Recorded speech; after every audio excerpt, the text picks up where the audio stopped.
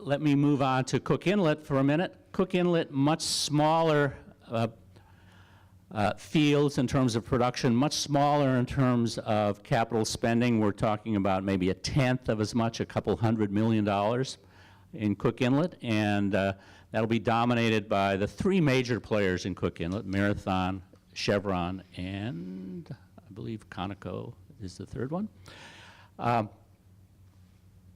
big uncertainty in Cook Inlet has to do with whether a jackup rig will be coming into Cook Inlet this year, because looking for additional reserves in Cook Inlet really means really try to hit a home run means going into deep water. And the only way to get into deep water is with a jackup rig. For the last couple of years, we have forecast in our forecast that a jackup rig would be appearing in Cook Inlet. Well, it hasn't happened. It might happen this year again.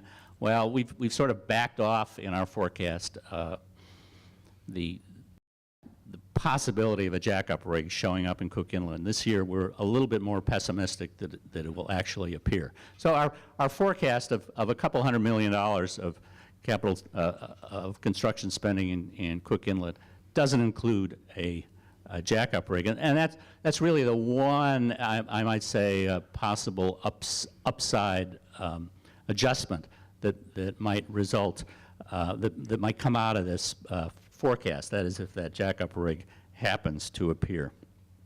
The other part of the oil and gas industry is downstream activities, and there's not a lot going on this year in this area. The main things that are happening are the development of, well, there's some small activities in upgrading refineries, and then the big thing is Cook Inlet gas storage, which is going to be necessary to maintain